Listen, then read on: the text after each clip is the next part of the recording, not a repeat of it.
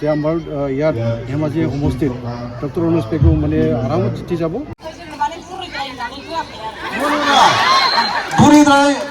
দেখা যায় বড়ো মাধ্যমৰ বহু স্কুল আচলতে বন্ধ হৈ গৈছিল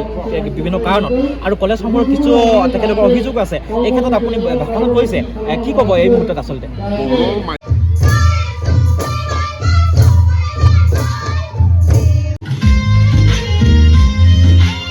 खुलुमबाय लोगोफोर, नोंथांमोनखौ आंनि मोनसे गोदान भिडिअ गासैखौबो बरायफिननाय बयबो नुजानो लोगोसे नोंथांमोननि अननाय सापर्ट नैबे जोंनि नोलोबारि फुजाथिलियाव मोनसे इउपिपिअनि मोनसे गेदेरथार जथुम्मा जादों आरोना। थांखिया बेनो फैगौ इलेक्सन एमएलए इलेक्सनखौ लानानै जादों आरोना। बेयाव गासै बर' माहारिखौ ज' लानानै मोनसे सोरनो देग्लाय फैगौ माने एमएलए इलेक्सन सोरनो भट होनांगौ एबा सोरखौ सापर्ट खालामगोन बर'नि माहारिफ्रा, बेखौ मोनसे थांखि लानानै रायजोफोरनो फोरमायनो नागिरदों आरोना। बेखौनो नोंथांमोननोबो एसे देखायनोसै आरोना। नोंथांमोनहा नायलांबाय थाबानो जाबाय।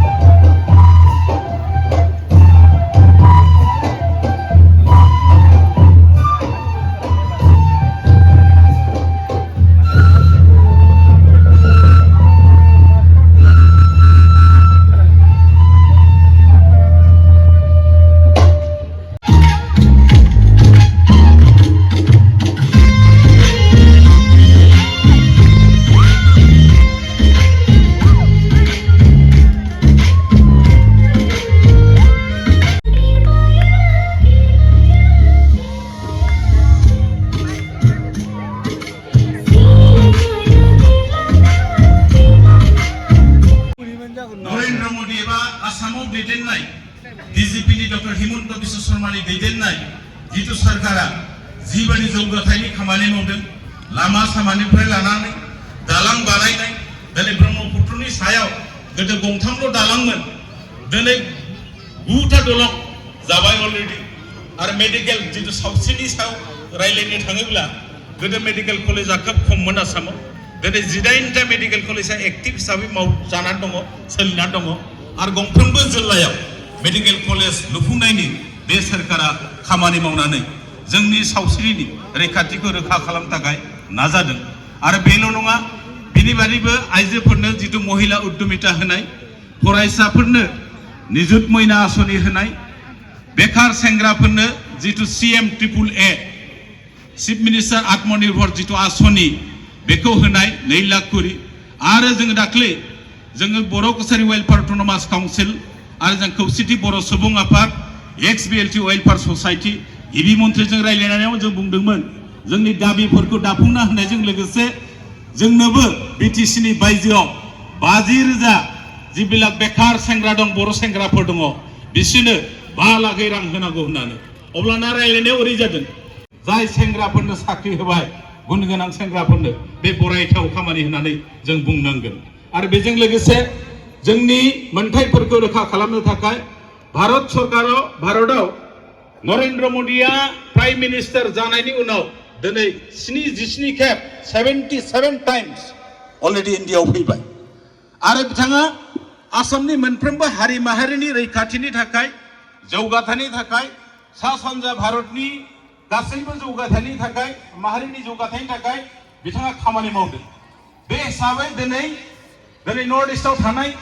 आसामाव थानाय जेसेबांनाखि उग्रपन्थीफोर दंमोन बे उग्रपन्थीफोरजों 12टा शान्ति सुक्ति खालामनानै जोंनि सा सानजा भारतजों लोगोसे आरो बे सुक्तिनि दारैनो जों दिनै बर' कसारी वेलफेयार अट'नमास काउन्सिलखौ जों मोननो हादों जोंनि रांखान्थि भाबै जौगानो सोलोंथाइ भाबै आवगायनो नांगौ बादियै जाहाथे जों जौगाथायखौ जोंनो मावनानै लानो हायो बेनि बेबस्थाखौ जोंनो खालामना होदों दिनै जोंनि मानगोनां चिफ मिहिनेश्वर बसुमतारी बिथांनि दैदेननायाव BTCनि बायजोआव बर'फोरनि मोनसे जौगाथायनि मोनसे जारिमिन जानो थांगासिनो दङ बे बाथ्राखौ आं फोरमायगोन आं बिथांजोंबो रायलायनायाव बिथाङाबो बेखौ जोंनो होगोन होननानै बाथ्रा बुंदों बेनिखायनो हाग्रामा महिलारि बिथांनिसिमबो जों गोजोननायखौ बावदों आरो मोनसे गोजोनथाव बाथ्रा गुवाहाटीयाव थानाय जितु बड'लेण्ड भवन बे बड'लेण्ड भवनखौ जों गोदो दिनै बर'फोरनि सम्पति हिसाबै गुवाहाटीनि बेलतला सार्भेयाव थानाय बड'लेण्ड भवनखौ थोंजोङै बर' कसारी वेलफेयार अट'नमास काउन्सिलनो लिरनानै होबाय बे रोखा जाबाय मानो होनोबा बे लेखा साफायनो पाब्लिसारफोरनो जिहेतु फैसा हरनाय जाखायो बे फैसाखौ थोंजोङै बर' कसारी वेलफेयार अट'नमास काउन्सिलनो हरनानै जोंनि बिजाबनि जितु जेंना फरायसालिफोरनि बेखौ सुस्रांना होगोन होननानै नोंथांमोननि जायगानि MLA मिनिस्टार डक्टर रुनुस पेगु बिथाङा जोंनो बाथ्रा होनायाव जों बिथांनिसिम साबायखर बावो आरो बेजों लोगोसे गोबां डिमान्डफोर दङ आं बुंजोबनाय नङा दिनै जोंनि हा हुनि रैखाथिनि थाखाय जों बुंबाय थादों 5.3 नि मथे बर' कसारी बा BTCनि बायजोआव रायजो जानाय जिबिलाक रिजार्भ ओनसोलाव थानाय बर'फोरनि हा हुनि मोनथायखौ रैखाथि होनांगौ होननानै जों डिमान्ड होबोबाय थादों आरो बे लेखायैनो 2006 मायथाइनि जितु फरेस्ट राइट एक्ट बे फरेस्ट राइट एक्ट मथेबा 2005 मायथाइनि 13 डिसेम्बरनि सिगां जि ट्राइबेल मानसिफ्रा रिजार्भ ओनसोलाव दङ बे रिजार्भ ओनसोलाव थानाय ट्राइबेलफोरनो हा हुनि मोनथायखौ होजोबनांगौ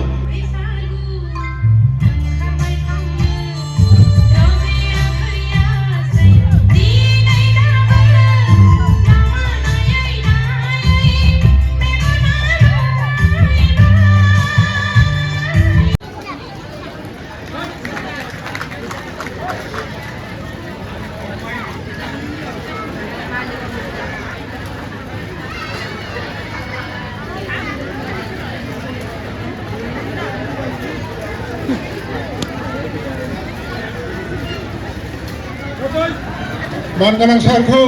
गावनि बेसेनगोनां बिबुंथिखौ लाखिनो थाखाय आङो गुरैयै खावलायनाय जाबाय गोजोन्थों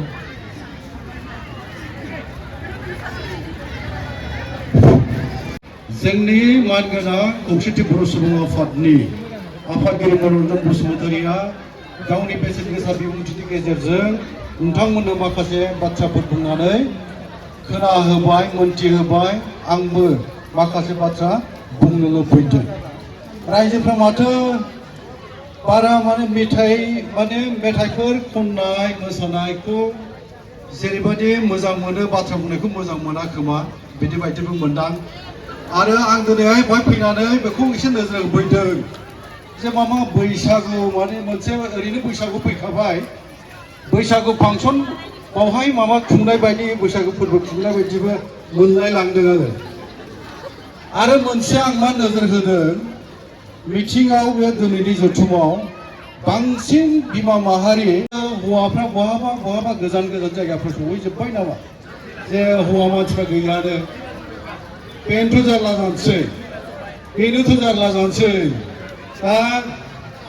आंनि नुनायाव जोङो जाय थांखि थाखायखौ लानानै खामानि मावो बावहाय बिमा माहारिफ्रा सिगांबोयोब्ला आरो हेफाजाब होयोबा अननाय बोर सारस्रिनाय होयोबा बे जाफुङैनि बाथ्रायानो थायानो जाफुंखायो रावबो गोहोआनो हमथानो हाया जायो हेंथा गोहोआ ओंखायनो आं गोजोननाय मोनदों आरो बिमा माहारिनि फारसे आंनि सिबिनायखौ आङो जासिहरबाय दै बोसोराव माथो दहाय अखा हादोंमोन नामा एसे माथो खालामबावनो दै बोथोराव दैज्लां जाहैबाय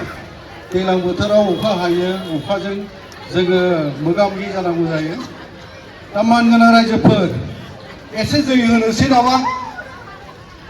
माबा गुसु मोनदां दै होफागोन आंजों होफागोन ना होफायोबा आङो बयखौबो खावलायबाय आं जेसे दै होफानो थाखाय गिबियाव भारत माता की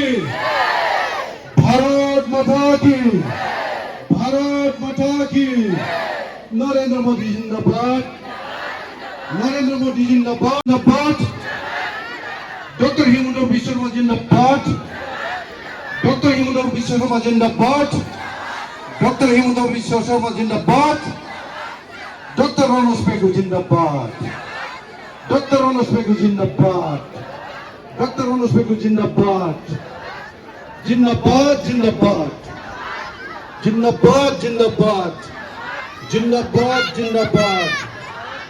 दा बिसायख'थि फैगौ 9 एप्रिलाव जागोन जोङो बयबो भट होनांगोन दा भटखौ जों मानो होगोन नाथाय सरकारखौ खुंखागोन बे रोखा जाबाय होननानै बुंदों दा रोखा जाखाबाय सरकार माने दागोनानो खुंगोनानो बावहायनो आरो माथो गोनो गोथो सानबावोबा थोंजोङै जोंबो बाहागो लानांगोन सरकारा जाय दोलोआ खुंगोन बे दोलोजों थाफानानै जोङो खामानि मावनांगौ जायो जोंनि सुजुग सुबिदाफोरखौ खाबुफोरखौ जों लानांगौ जायो बेरेखा दोलोआव थानानै जोङो खाबु लानो हाया खाबु मोना ओंखायनो आंनि खावलायनाया बे थाबाय जे जोङो जेबो गोरोन्थि साननो नांनाय नङा आरो बेखायनो खावलायनाया बे थोंजोङै जोङो 9 एप्रिलाव बयबो लैहोर ओंखारनानै जोङो भटखौ हैनांगोन मायाव भटआ जोंहा मायाव होनांगौ बर'फ्रा पदमफुल होनांगोनलै फामि बिबार होनो फामि बिबार बर'फ्रा फामि बिबार बुङो फामि बिबारनि सिङाव जोङो इलेक्ट्रनिक भटिं मेसिनाव आसि थुनानै जोङो भटखौ होनांगौ बेखौ खावलायनाय थाबाय दा बिजेपिआ जोंनो मा होदों होननानै मोनसे सोङो मानसिफ्रा आरो बिजेपिआलायनो बर' हारिखौ माने फोजोबस्रांनाय लामा फारसे थांगासिनो दं होनना बुङो दा बिब्दिबा आं नैबेखौ खिन्थाहोगोन दा बिजेपिनि समावनो जोङो बयबो सिखारनानै जि होफानाय जोंना एमएलएआ फैबाय डॉक्टर मनोज पेगु भारत माता की नरेंद्र मोदी जिंदाबाद नरेंद्र मोदी जिंदाबाद डॉक्टर हिमंत बिश्व शर्मा जिंदाबाद डॉक्टर हिमंत बिश्व शर्मा जिंदाबाद दे जिरायथ'दो आङो मा बुंनो नागिरदोंमोन जे बिजेपिआ बर'फोरनो मा होदों बिजेपिआथ' दाथ' आइजोफोरनोथ' बारा गोबाव जायाखै दाखालिसो अरुणोदय होदों 9,000 माथो गोबाङानो मोनदों आरो माथो माखासे देखायाखै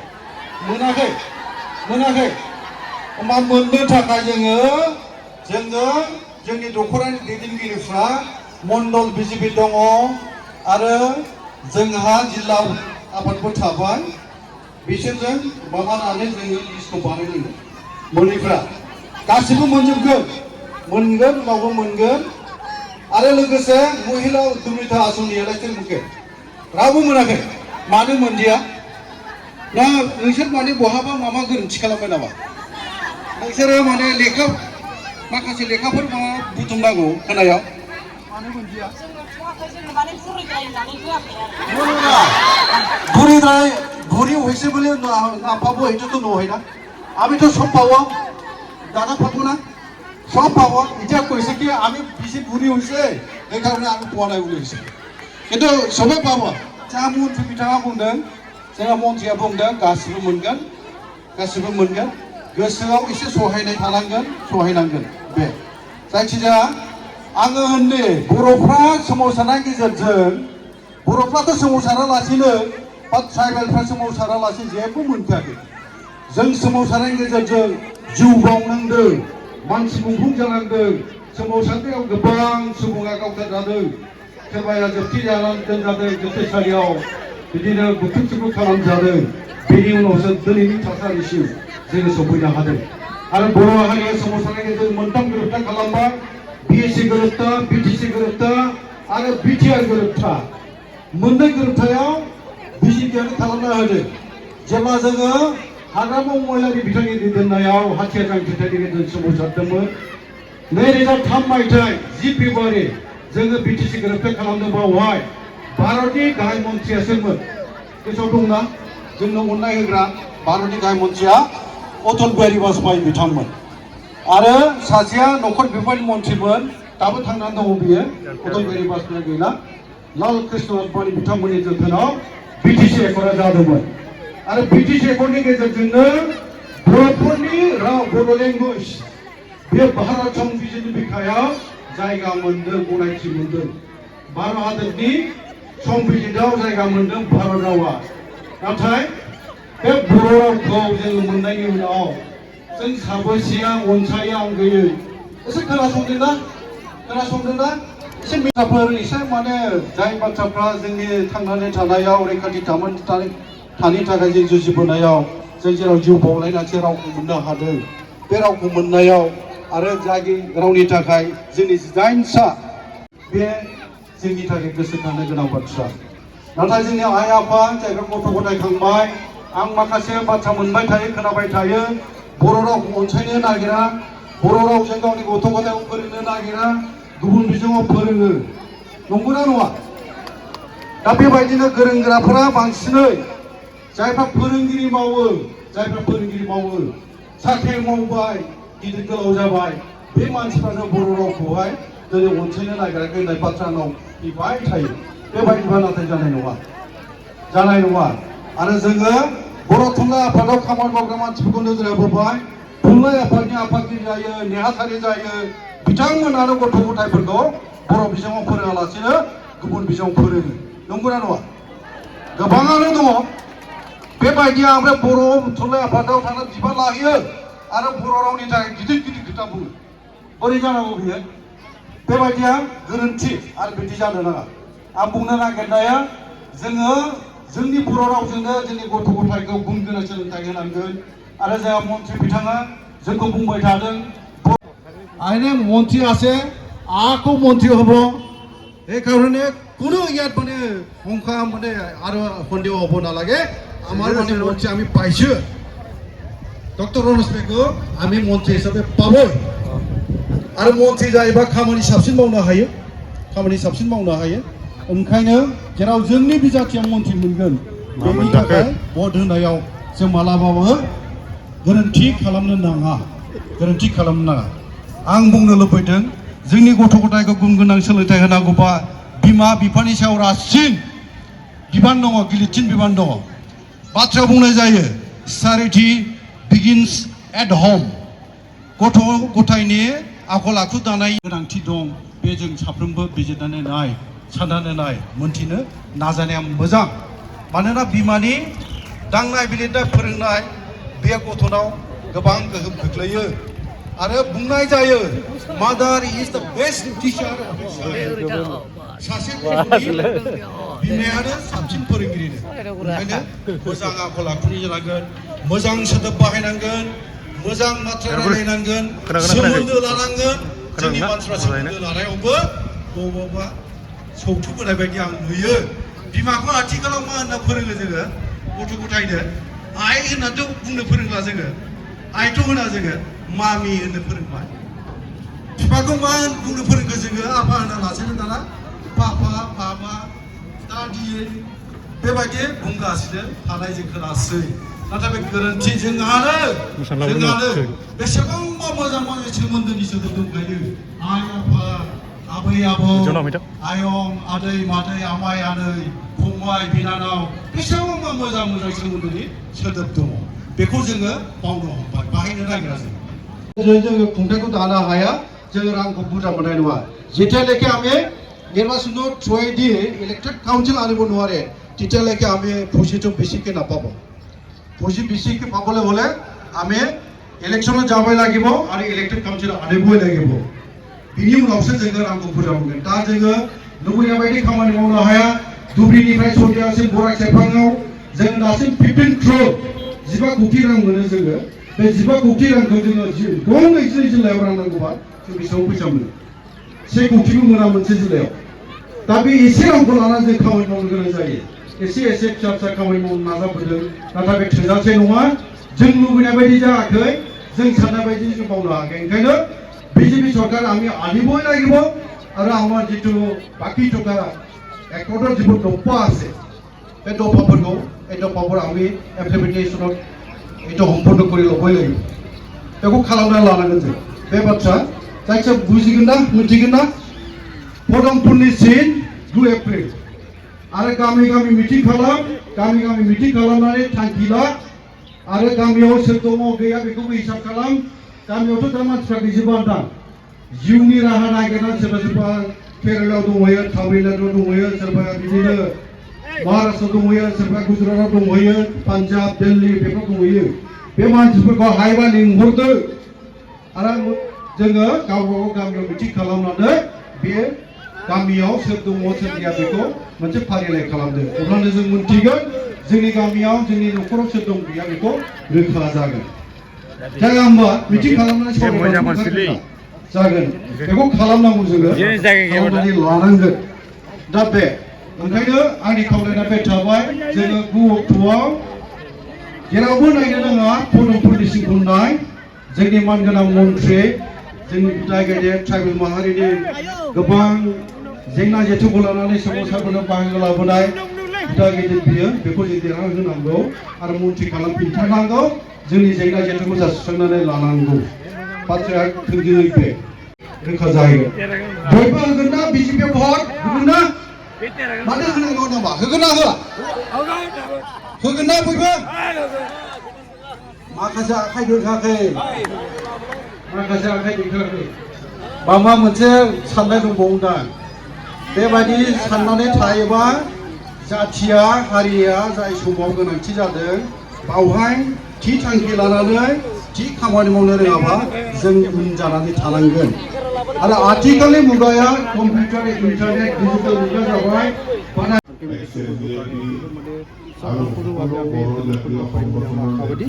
राइजक हेतुके मेसेज आमी দি আছো राइजो যথেষ্ট ভালকে সঁহাৰি দি আছে আমি পাই আছো সেইকাৰণে আমাৰ কোনো ইয়াত মানে অসুবিধা আমি দেখা নাই যে আমাৰ ইয়াত ধেমাজি সমষ্টিত ডক্টৰ ৰমেশ পেগু মানে আৰামত জিতি যাব এইটো আমি দেখিবলৈ পাইছোঁ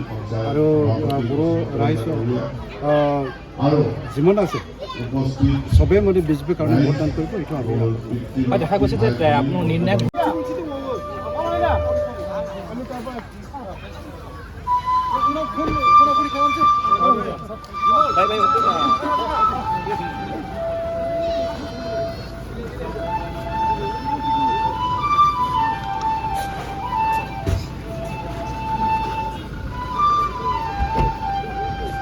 Welfare Autonomous Councilor নেতৃবৃন্দ আহিছে আহি উপস্থিত হলো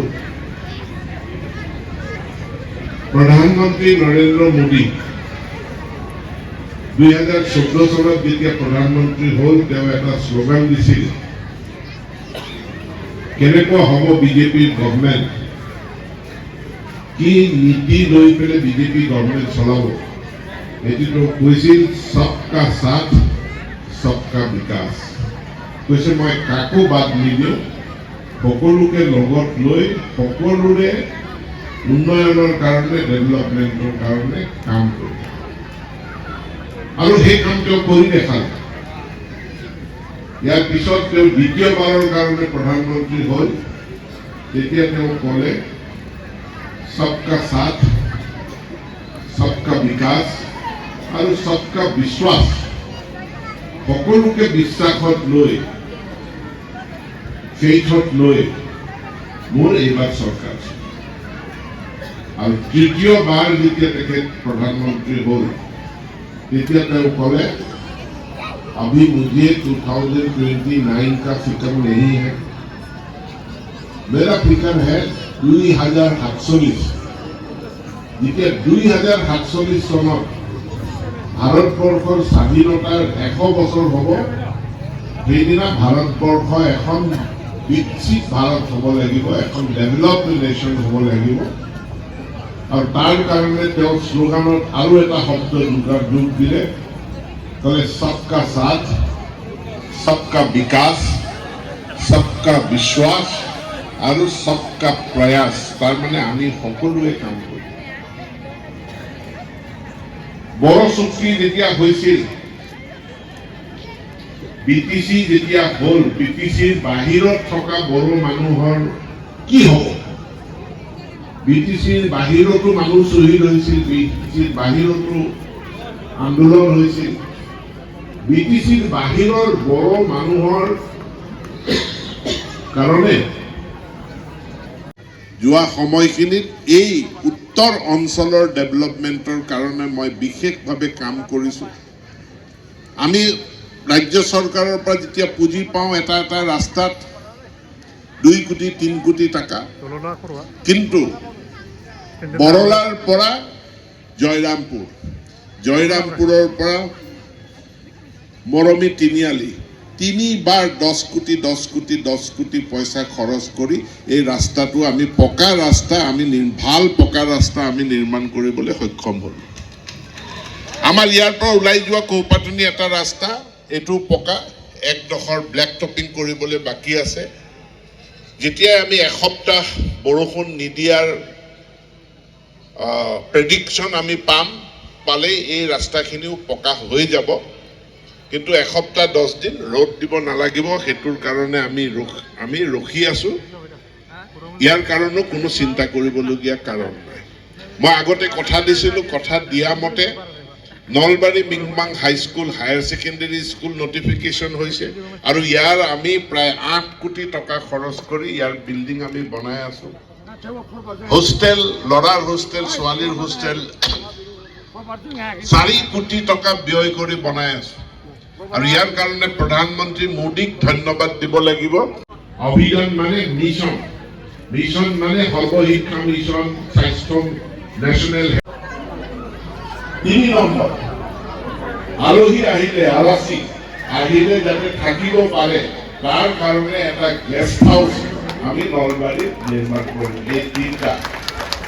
আৰু এই ৰাস্তাটো যেতিয়া ধেমাজিৰ লগত ডাইৰেক্ট কানেকশ্যন হৈ যাব, এইফালেদি ট্ৰাক চলিব, বাছ চলিব, মানুহে ৰাস্তাৰ কাষে কাষে ধাবা খুলিব পাৰিব। আৰু তেতিয়া আমাক ইয়াত ৰাতি থকা জেগাও প্ৰয়োজন হ'ব। তাৰ কাৰণে মোৰ প্ৰতিশ্ৰুতি, এটা অডিটৰিয়াম, এটা ষ্টেডিয়াম আৰু এটা গেষ্ট হাউচ এই নলবাৰী যিহেতু চেণ্টাৰ হয়, এই নলবাৰী চেণ্টাৰত এইখিনি নিৰ্মাণ কৰিম বুলি মই আজিয়ে আপোনালোকক প্ৰতিশ্ৰুতি দিছোঁ। আৰু দি আপোনালোকৰ ওচৰত মোৰ বিনম্ৰ নিবেদন যে আজি জনজাতিসকলক বিজেপি চৰকাৰখনে, NDA চৰকাৰখনে আমাক যেনেকৈ আগুৱাই নিছে আমি ভাল পাইছোঁ, আৰু এনেকৈ আগুৱাই নিব লাগে। তাৰ কাৰণে আকৌ এবাৰ বিজেপি চৰকাৰ, আকৌ এবাৰ NDA চৰকাৰৰ কাৰণে 9 তাৰিখ আপোনালোক সকলোকে পদুম ফুলৰ চিনত ভোট দিবৰ কাৰণে মোৰ ফালৰ পৰা পুনৰবাৰ আপোনালোক সকলোকে নমস্কাৰ কৰি বিনম্ৰ আহ্বান জনাই মই মোৰ বক্তব্য ইয়াতে সামৰণি মাৰিছো। ভাৰত মাতা কি জয়।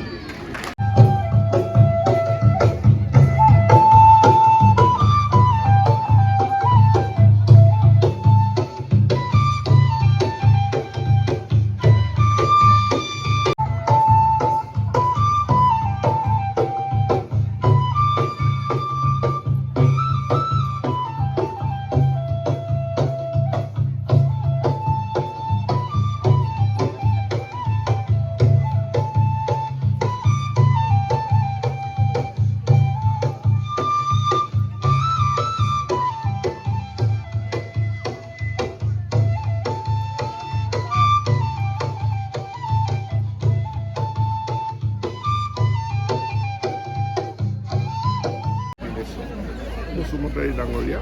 আৰু গোটেই বড়ো জাতীয় সংগঠনসমূহে নলবাৰীত আয়োজন কৰা ৰাজহুৱা সভাত অংশগ্ৰহণ কৰোঁ আৰু কেইবাখনো শান্তি চুক্তিৰ